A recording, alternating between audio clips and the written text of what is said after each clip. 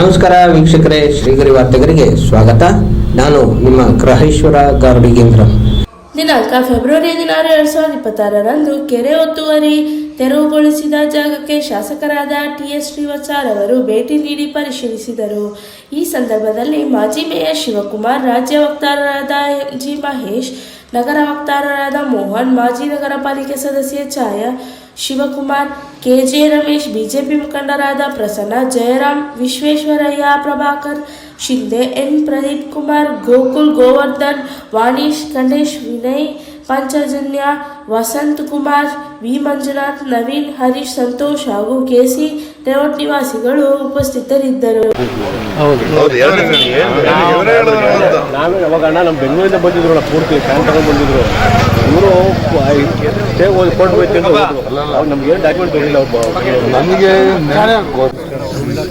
ನಿಮ್ಮೆಲ್ರಿಗೂ ಈ ಒಂದು ತುರ್ತು ಪತ್ರಿಕಾಗೋಷ್ಠಿಯ ಈ ಬೈಟ್ ಕೊಡುವ, ಇದಕ್ಕೊಂದು ಪ್ರತಿಕ್ರಿಯೆ ಕೊಡುವಂತ ಈ ಒಂದು ಮಾಧ್ಯಮದ ಸುದ್ದಿಗೋಷ್ಠಿಗೆ ತಮ್ಮೆಲ್ಲರಿಗೂ ಹೃತ್ಪೂರ್ವಕವಾದಂಥ ಸ್ವಾಗತವನ್ನು ಮಾಡ್ತಾ ಇದ್ದೀನಿ. ಬಹಳ ಸಂತೋಷ ಆಗಿದ್ದೇನು ಅಂತಂದ್ರೆ, ಮೊನ್ನೆ ಇದೇ ಜಾಗದ ಮೇಲ್ಭಾಗ ದಂಡೆ ಮೇಲೆ ನಾವು ನಿಂತ್ಕೊಂಡು ಪ್ರೆಸ್ ಮೀಟನ್ನು ಮಾಡಿ ಈ ಜಾಗ ಏನು ಒತ್ತುವರಿ ಆಗಿದೆ ಅಂತ ನಾವೇನು ಹೇಳಿದ್ವಿ, ಈ ಜಾಗದಲ್ಲಿ ಏನು ಕಾಂಪೌಂಡ್ ಹಾಕಿದ್ರು ಆ ಕಾಂಪೌಂಡನ್ನು ತೆರವು ಮಾಡಬೇಕು 24 ಗಂಟೆ ಕಾಲ ಅಥವಾ ಶಿವರಾತ್ರಿಯ ಒಳಗಡೆ. ಇಲ್ಲ ಅಂತ ಹೇಳಿದ್ರೆ 48 ಗಂಟೆ ಕಾಲ ಆದ್ಮೇಲೆ ನಾವು ತೆರವು ಮಾಡಬೇಕಾಗತ್ತೆ ಅಂತ ಹೇಳಿ ಸ್ಥಳೀಯ ನಿವಾಸಿಗಳ ಎಲ್ಲರ ಈ ಅಸೋಸಿಯೇಷನ್ನಿನ ಅಧ್ಯಕ್ಷರು ಒಳಗೊಂಡಂತೆ ಎಲ್ಲರ ಜೊತೆನೂ ವಿಶೇಷವಾಗಿ ಮಹಿಳೆಯರು ನಮ್ಮ ಜೊತೆ ಬಂದು ನಿಂತಿದ್ದಾರೆ. ಇವತ್ತು ಅವರೆಲ್ಲರ ಬೆಂಬಲದೊಂದಿಗೆ ನಾವು ಇವತ್ತು ತೆಗಿತೀವಿ ಅಂತ ಹೇಳಿದ್ವಿ. ಆದರೆ ಇವತ್ತು ಬಹಳ ಸಂತೋಷ ಆಗ್ತಿರೋದು, ಅಥವಾ ಮಾಧ್ಯಮದವರ ಏನೋ ಇದಕ್ಕೆ ಕೊಟ್ಟಂತ ಪ್ರಚಾರ ಏನಿದೆ, ಒತ್ತುವರಿಗೆ ಮಾಧ್ಯಮದವ್ರು ನೀವೇನು ಸಹಕಾರ ಮಾಡಿದ್ರಿ, ನೀವೇನು ಪ್ರಕಟ ಮಾಡಿದ್ರಿ, ಆ ಎಲ್ಲದರ ಗಮನಿಸ್ಕೊಂಡು ಇವತ್ತು ಜಿಲ್ಲಾಡಳಿತ ಈ ಭಾಗದಲ್ಲಿ ಕಾಂಪೌಂಡನ್ನು ತೆರವು ಮಾಡುವಂಥ ಕೆಲಸವನ್ನು ಮಾಡಿದೆ. ಹಾಗಾಗಿ ಅಧಿಕಾರಿಗಳಿಗೆ ಮೊದಲನೇದಾಗಿ ಅಭಿನಂದನೆಯನ್ನು ಸಲ್ಲಿಸ್ತೀನಿ.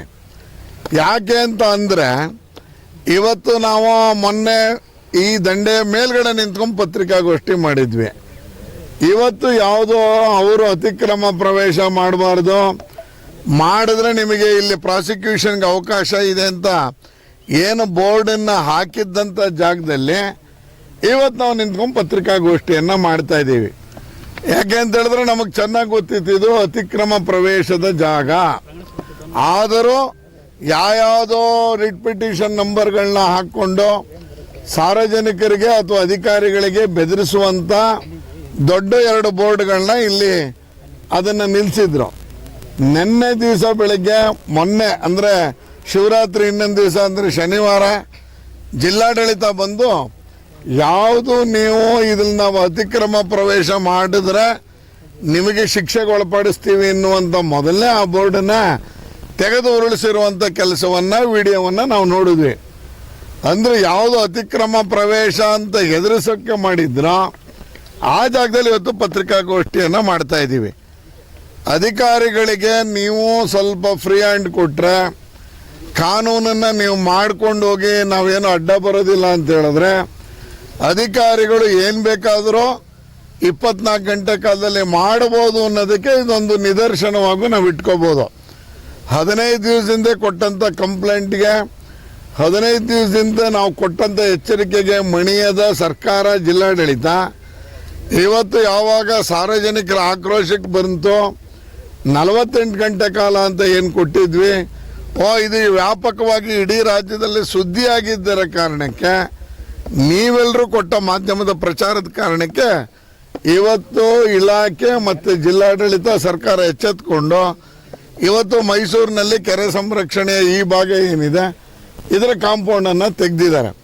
ಹಾಗಾಗಿ ನಾನು ಸರ್ಕಾರಕ್ಕೆ ಒತ್ತಾಯ ಮಾಡ್ತೀನಿ, ಅಧಿಕಾರಿಗಳಿಗೆ ಅವರೇ ಕೆಲಸ ಮಾಡುವಂಗೆ ನೀವು ಫ್ರೀ ಹ್ಯಾಂಡನ್ನು ಕೊಡಿ, ಅವ್ರಿಗೆ ಸ್ವಲ್ಪ ಫ್ರೀ ಬಿಡಿ.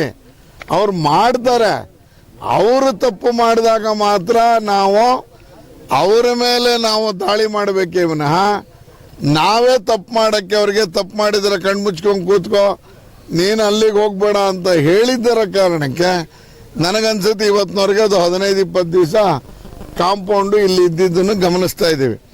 ಆ ಹಿನ್ನೆಲೆಯಲ್ಲೇ ಜಿಲ್ಲಾಡಳಿತ ಇದೊಂದು ಸ್ಯಾಂಪಲ್ ಇದು ನಮ್ಮ ಕಣ್ಣಿಗೆ ಬಿದ್ದಿರೋದು.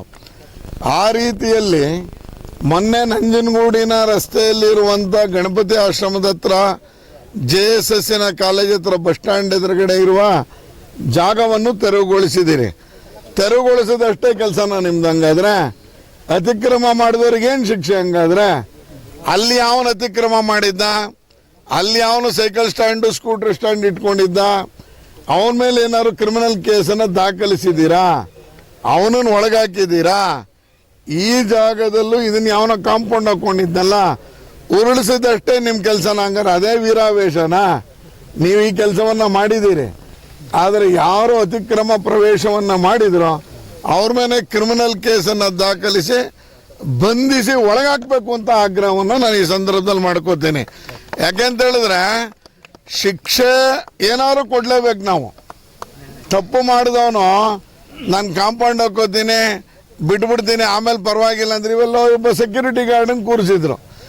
ನಿಮ್ದು ಜಾಗನೇ ಅಲ್ಲ, ನೀವ್ಯಾಕೆ ಸೆಕ್ಯೂರಿಟಿವನ್ನು ಹಾಕಿದ್ದೀರಿ? ಆಯ್ತು ಹಾಕಿದ್ದೀರಿ, ನಮ್ಮ ಜಾಗ ರಕ್ಷಣೆ ಅಂತ ಅಂದ್ಕೊಳ್ಳೋಣ. ಆದರೆ ಯಾರು ಕಾಂಪೌಂಡನ್ನು ಹಾಕಿದ್ದ, ಇವತ್ತು ಯಾರು ಅವನು ಅಂತ ಬೋರ್ಡ್ ನೆಟ್ಕೊಂಡಿದ್ದ, ಅವನ ಮೇಲೆ ಕ್ರಿಮಿನಲ್ ಕೇಸನ್ನು ಮೈಸೂರಿನ ತಹಶೀಲ್ದಾರರು ಮುಂದಿನ 24 ಗಂಟೆ ಒಳಗಾಗಿ ಅವನ ಮೇಲೆ ಕೇಸನ್ನು ದಾಖಲಿಸಬೇಕು. ನೀವೇ ಕೊಡಬೇಕು.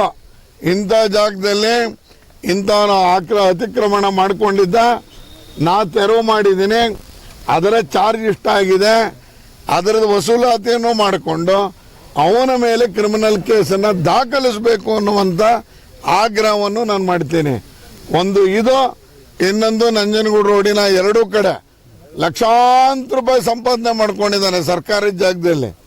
ಇಲಾಖೆಗೆ ಅಲಾಟ್ ಆಗಿದ್ದ ಜಾಗದಲ್ಲಿ ಲಕ್ಷಾಂತರ ರೂಪಾಯಿ ಸಂಪಾದನೆ ಮಾಡ್ಕೊಂಡವನು ಯಾರು, ಅವನು ಯಾರು ಅನ್ನೋದನ್ನು ಹುಡುಕಿ ಅವನ ಮೇಲೂ ಮಾಡಬೇಕು. ಈ ಜಾಗದ ಮೇಲೂ ತಗೊಂಡವ್ರ ಮೇಲೆ ಕ್ರಿಮಿನಲ್ ಕೇಸ್. ಮತ್ತೆ ಮುಂದಿನ ವಾರ್ತೆಗರಿಯಲ್ಲಿ ಭೇಟಿಯಾಗೋಣ. ಶ್ರೀಗರಿ, ನಿಮ್ಮ ಮನದಾಳದ ಗರಿ. ನಮಸ್ಕಾರ. ಶ್ರೀಗರಿ, ನಿಮ್ಮ ಮನದಾಳದ ಗರಿ. ಶ್ರೀಗರಿ, ನಿಮ್ಮ ಭಾವನೆಗಳ ಗರಿ. ಶ್ರೀಗರಿ, ನಾಡಿನ ಹೆಮ್ಮೆಯ ಗರಿ. ಮನೆ ಮನಗಳ ಗರಿದು ಶ್ರೀಗರಿ, ತನು ಮನ ಧನಗಳ ಗರಿದು ಶ್ರೀಗರಿ, ವಿಶ್ವದ ದೇಶದ ನಾಡಿನ ಗರಿದು ಶ್ರೀಗರಿ. ಶ್ರೀಗರಿ ಶ್ರೀಗರಿ ಶ್ರೀಗರಿ ಶ್ರೀಗರಿ ಶ್ರೀಗರಿ, ನಿಮ್ಮ ಮನದಾಳದ ಗರಿ.